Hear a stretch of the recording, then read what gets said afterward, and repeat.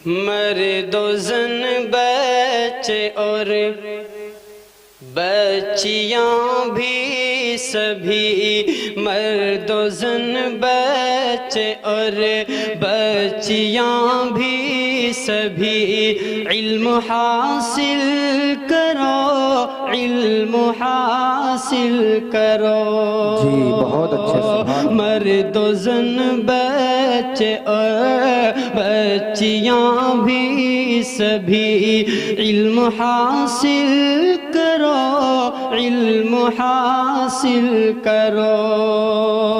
यही फरमान रब, यही कौले नबी, यही फरमान रब, यही कौले था दिल में तो सब कौमों पे भारी थे। खुदा का खौफ था दिल में तो सब कौमों पे भारी थे। हुए एजाद जितने सभी फिरकों पे भारी थे। और करोड़ों में है लेकिन आज कुछ वक़ात नहीं अपनी। करोड़ों में है लेकिन आज कुछ वक़ात नहीं अपनी। वो थे बस 313 मगर लाखों पे भारी थे। वो थे बस 313 मगर लाखों पे भारी थे। सियासत चापलूसी की बसी खुशबू में बैठा है। सियासत चापलूसी की बसी खुशबू में बैठा है। सजाकर मुस्कुराहट को बड़े काबू में बैठा है। सियासत चापलूसी की बसी खुशबू में बैठा है। सजाकर मुस्कुराहट को बड़े काबू में बैठा है। और घुमाकर बारहा गर्दन को क्यों तकलीफ देता है। घुमाकर बारहा गर्दन को क्यों तकलीफ देता है। तेरा दुश्मन तेरे पीछे नहीं बाजू में बैठा है। तेरा दुश्मन तेरे पीछे नहीं बाजू में बैठा है। हाजरीन, सीधे सीधे प्रोग्राम की कार्रवाई को आगे बढ़ाते हुए मैं अपने इस इलाके की एक अजीम शख्सियत, हमारे एक बुजुर्ग आलिम दीन जनाब हजरत अक़दस हजरत मौलाना आबिद हुसैन साहिब इमाम खतीब मस्जिद इमाम आजम अबू हनीफा पचपेड़ा में हजरत वाला से बड़ी अदब व एहतराम के साथ गुजारिश गुजार हूँ कि मसनद खिताबत पर जल्व अफरोज होकर अपने इल्मी, इरफानी, रूहानी, इस्लाही कीमती नसीहतों से हम सामईन को मुस्तफिज फरमाएं। हजरत मौलाना आबिद साहिब हम सब के रूबरू। बिस्मिल्लाहिर्रहमानिर्रहीम। अल्हम्दुलिल्लाहि वकफ़ा व सलामुन अला इबादिहिल्लज़ीना इस्तफ़ा। अम्मा बाद, अऊज़ु बिल्लाहि मिनश शैतानिर रजीम। बिस्मिल्लाहिर्रहमानिर्रहीम। उलाइकल्लज़ीना इम्तहनल्लाहु क़ुलूबहुम लित्तक़वा लहुम मग़फ़िरतुन व अज्रुन अज़ीम। सदक़ल्लाहुल अज़ीम। मोहतरम बुजुर्ग और दोस्तों, मैंने आप हज़रात के सामने कलाम पाक की एक आयत तिलावत की है। दुआ फरमाएँ कि कुरान पाक की आयत की रोशनी में से बात करने की और उस पर हम सब को अमल करने की तौफीक अता फरमाएँ। क्योंकि मैं तो आपके पड़ोस में ही रहता हूँ और पड़ोस क्या सब ज्ञानपुर पचपेड़ा एक साथ ही बुलता है। पचपेड़े वाले भी जानते हैं, ज्ञानपुर वालों को मैं जानता हूँ। लेकिन हमारे जो मेहमान बाहर से तशरीफ़ लाए हैं, मेरी तकरीर ना भी हो तो कोई ज़रूरी नहीं है, क्योंकि मैं तो आता रहता हूँ। लेकिन जो हमारे अकाबिरीन यहाँ तशरीफ़ फरमा हैं, उनकी नसीहत सुनना ज़रूरी है कि उनको बुलाया गया है। और अभी मुफ्ती साहब जो हमारे मेहमान हैं, उनका बयान हो रहा था और बहुत ही अच्छे अंदाज में बयान कर रहे थे और उस जमात के मुतालिक बता रहे थे कि जिनके आप और हम नाम लेवा हैं। अल्लाह हम सबको उनके नक्शे कदम पर चलने की तौफीक अता फरमाए। अभी हमारे एक मेहमान यानी आलिम दीन मौलाना मोहम्मद आसिफ साहब जो अमानतुल्लाह सानी कहलाते हैं, वो भी तशरीफ़ ला चुके हैं। और इसी तरीके से मुफ्ती अब्दुल समी साहब दिल्ली से तशरीफ़ लाने वाले हैं, उनका भी बयान होगा। और हमारे मदरसे के सरपरस्त हज़रत मौलाना मुफ्ती सलमान साहब दारुल देवबंद से तशरीफ़ ला रहे हैं और उन्हीं की दुआ पर इजलास का इस जलसे का इख्तिताम होगा, दस्तारबंदी भी होगी। इनके अलावा और भी जो है आलिम तशरीफ ला रहे हैं। इसलिए आप हजरात जो हमारी बस्ती वाले हैं, जो इधर उधर हैं, वो जलसा गाह के अंदर तशरीफ ले आए, क्योंकि जलसा गाह के अंदर जो है ज्ञानपुर वाले है नहीं, बहुत कम तादाद में है। इसलिए आपको मालूम है, कई रोज से आपको पता चल गया है कि मदरसे का जलसा है। एक दिन के लिए काम छोड़ देते, गेहूँ निकल रहे हैं तो एक दिन के लिए छोड़ देते, रात को निकाल लेते, क्योंकि आप तो किसी के मजदूर नहीं, अपना काम है और अपने गेहूँ हैं। इसलिए आप हजरात जो है, जो बस्ती के अंदर है और जो इधर उधर हैं, वो जलसा गाह के अंदर तशरीफ ले आए, ताकि आने वाले हमारे मेहमान वो आपको देख करके, आपके मदरसे को, आपके जलसे को देख करके खुश हो और वो कुछ कहें। क्योंकि जब मजमा होता है जब भी आदमी कुछ कह पाता है। अब मुफ्ती साहब का बयान था, लेकिन वो भी ना आदमी ना होने की वजह से मुख्तसर करके बेचारे चले गए, वरना बहुत अच्छा बयान कर रहे थे और सहाबा की तारीफ में बयान हो रहा था। मैंने भी सहाबा के मुतालिक ही आयत पढ़ी है, अल्लाह मुझे भी उस पर सही बोलने की, अमल की तौफीक अता फरमाए। सहाबा की जमात वो जमात है कि कुरान पाक के अंदर दूसरी जगह पर अल्लाह ने इरशाद फरमाया वकुल्लु वअदल्लाहुल हुस्ना, कि अल्लाह ने तमाम के तमाम सहाबा से हुस्ना यानी जन्नत का वादा किया है।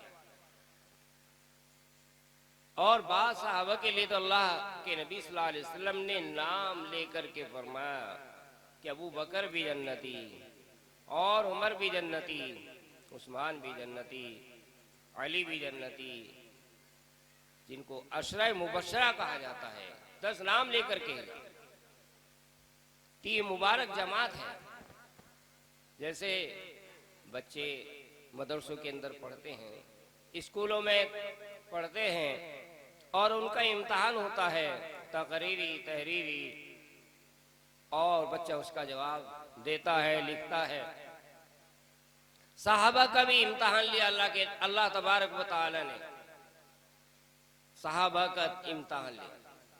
कैसे? कोई तकरीरी नहीं, तहरीरी नहीं, कोई किताब नहीं सामने, कि इनके अंदर तकवा परहेजगारी है या नहीं। इम्तहान लेने वाला अल्लाह, इम्तहान देने वाले सहाबा, इम्तहान लेने वाला अल्लाह जो दिलों की बात को जानता है और जो छुपी हुई चीजों को जानता है, वो इम्तहान ले रहा है सहाबा का, और वो इम्तहान में कामयाब। अल्लाह ने खुद कुरान पाक के अंदर फरमाया उलाइकल्लज़ीना इम्तहनल्लाहु, अल्लाह ने उनका इम्तहान लिया, यानी सहाबा का इम्तहान लिया। किस चीज का? कि इनके अंदर तकवा और परहेजगारी है या नहीं। तो उनके अंदर तकवा और परहेजगारी ही, जैसे फज़ाइल आमाल के अंदर भी हजरत सिद्दीक अकबर रज़ी अल्लाह तआला अन्हु का वाक़या आता है, हजरत फारूक आज़म रज़ी अल्लाह तआला अन्हु का वाक़या आता है कि एक रोज जो उनका खादिम या गुलाम था सिद्दीक अकबर रज़ी अल्लाह तआला अन्हु का, और वो खाना लाया, भूखे थे, खाना खा लिया। फिर बाद में मालूम किया कि कहाँ से लाए थे, कैसा था, कहाँ सा था। कहा कि मैंने जमाने इस जाहिलियत में एक मंत्र पढ़ा था एक के ऊपर, वो ठीक हो गया था। उनकी यहाँ एक प्रोग्राम हो रहा था, उन्होंने मुझे खाना दिया, वो है खाना। तो कहा कि तू तो मुझे बिल्कुल हलाकी कर देता, और उस खाने को कह करके उल्टी करके निकाला। जब तक नहीं निकला, जब तक चैन से नहीं बैठे। तो इसलिए उनके अंदर तकवा और परहेजगारी थी। आता है कि जब आप सल्लल्लाहु अलैहि वसल्लम की वफात हो गई, और वफात के बाद खिलाफत की जिम्मेदारी, दीन की जिम्मेदारी सिद्दीक अकबर रज़ी अल्लाह तआला अन्हु के ऊपर रखी गई। कपड़े का काम करते थे। कपड़ा लेके बाजार चले गए। बाजार में फारूक आजम रजी अल्लाह ताला अन्हु मिले या रास्ते में। कहा कहाँ जा रहे हैं? कि इसको बेचने के लिए जा रहा हूँ। कि इस काम का क्या होगा जो जिम्मेदारी आपको दी गई है? कि तो मेरे अहलो याल का क्या होगा? तो जितना उनका खर्चा हो सकता था कम से कम वो उनका बैतुल माल से मुकर्रर किया गया। एक रोज बीवी कहने लगी कि मीठी चीज खाने को जी चाहता है। कहने लगे मेरे पास तो कुछ है नहीं। वो फरमान लगे थोड़ा थोड़ा सा इसमें से बचा लें और फिर उसके बाद मीठा लेकर के बना लें, इस्तेमाल कर लें। ठीक है, थोड़ा थोड़ा बचाया। कई दिन के बाद वो मीठा सामने आया। कहा ये कहाँ से आया? कि हम थोड़ा थोड़ा सा उसमें से बचा रहे थे और उसमें से ही वो बनाया गया। तो इतना ही और कम करा दिया जितना वो रोज बचा बचा के मीठा बनाया। कितना जायद आ रहा है। तो ये है सहाबा के आमाल। इसीलिए अल्लाह के नबी सल्लल्लाहु अलैहि वसल्लम फरमाया असहाबी कन्नुजुम भी अय्युहुम मुक्तदीतुम इहतदीतुम, कि तुम एक अदना से अदना सहाबी की भी इक्तदा कर लोगे, नजात पालोगे। और मेरे सहाबा सितारों के मानिंद है। जैसे आसमान में सितारे वैसी जमीन पर मेरे सहाबा है। एक मर्तबा अल्लाह के नबी सल्लल्लाहु अलैहि वसल्लम उम्मुल मोमिनीन हजरत आयशा सिद्दीका रज़ी अल्लाह ताला अन्हा की आराम फरमा रहे हैं। चांदनी रात है। उम्मुल मोमिनीन हजरत आयशा सिद्दीका रज़ी अल्लाह ताला फरमाती है अल्लाह के रसूल, किसी की इतनी नेकी भी है जितने आसमान में सितारे? कि हाँ है। कि किसकी? कि हजरत फारूक आजम, हाँ हजरत फारूक आजम रजी अल्लाह ताला अन्हु की इतनी नेकियां हैं जितनी आसमान में सितारे। तो फरमाने लगी कि अबू बकर की कितनी है? कि अबू बकर की इतनी है कि उमर की सारी जिंदगी की नेकी एक रात का मुकाबला नहीं कर सकती। हजरत अबू बकर की नेकी एक रात की, हजरत उमर रजी अल्लाह ताला अन्हु की सारी जिंदगी की नेकियां उस एक रात का मुकाबला नहीं कर सकती। वो कौन सी रात थी? जब अल्लाह के नबी सल्लल्लाहु अलैहि वसल्लम मक्के से मदीने के लिए हिजरत फरमा रहे हैं और गारे सोर यानी सोर पहाड़ के ऊपर चढ़ रहे हैं, तो आपको परेशानी होती है चढ़ने पर। तो सिद्दीक अकबर रजी अल्लाह ताला अन्हु आप सल्लल्लाहु अलैहि वसल्लम को अपनी पीठ के ऊपर सवार करते हैं और पहाड़ के ऊपर ले जाते हैं और उस पहाड़ को फिर उस खार को साफ करते हैं। कपड़े उस सुराखे थे उसमें, उन सुराखों के अंदर कपड़ा ठूंसते हैं और साफ करने के बाद आप सल्लल्लाहु अलैहि वसल्लम को फरमाते आप अंदर तशरीफ लाइए। तो उस रात का मुकाबला हजरत उमर रजी अल्लाह ताला अन्हु की सारी जिंदगी की नेकियां उस रात का मुकाबला नहीं कर सकती। यह है हजरत फारूक आजम रजी अल्लाह ताला अन्हु की नेकियां सितारों की मानिंद यानी सितारों के बराबर। और सिद्दीक अकबर रजी अल्लाह ताला अन्हु की एक रात की नेकी कितनी है? फरमाया कहते हजरत फारूक आजम रजी अल्लाह ताला अन्हु, क्या अबू बकर सिद्दीक रजी अल्लाह ताला अन्हु मेरी सारी जिंदगी की नेकियां ले लें और मुझे उस रात की नेकी दे दें और एक दिन की नेकी दे दें। रात की नेकी यही हिजरत वाली रात और दिन की वो कि जब आप सल्लल्लाहु अलैहि वसल्लम की वफात हो गई और आप सल्लल्लाहु अलैहि वसल्लम ने अपनी हयाती के अंदर हजरत उसामा रजी अल्लाह ताला अन्हु को एक लश्कर का अमीर बनाया। आपकी अभी पड़ा हुआ ही था तो सहाबा का मशवरा हुआ कि आपकी वफात हो गई है और अभी इसको ना भेजा जाए क्योंकि लोग मुर्तद हो रहे हैं और कहीं दुश्मन जो है मदीने के ऊपर हमला न कर दे। हजरत सिद्दीक अकबर रजी अल्लाह ताला फरमाया कि जिस काम को अल्लाह के नबी सल्लल्लाहु अलैहि वसल्लम ने तय किया है वो होकर रहेगा। और वो लश्कर रवाना कर दिया। हजरत सिद्दीक अकबर रजी अल्लाह ताला ने और उस लश्कर के जाने के बाद जो मुर्तद हो रहे थे वो भी वापस आने लगे और काफिरों के ऊपर धाक बैठ गई कि मुसलमान जो है मुस्तहकम है, मुसलमानों का कोई बिगाड़ नहीं सकता कुछ भी। तो उस दिन की नेकी के लिए हजरत फारूक आजम रजी अल्लाह ताला अन्हु कहा करते थे कि उस दिन की और उस रात की नेकी मुझे मिल जाए तो मैं सारी जिंदगी की नेकी हजरत अबू बकर सिद्दीक रजी अल्लाह ताला अन्हु को दे दूं। हजरत फारूक आजम रजी अल्लाह ताला अन्हु और तमाम सहाबा का अल्लाह तबारक व तआला ने इम्तिहान लिया। देखिए बैतुल मुक़द्दस जहाज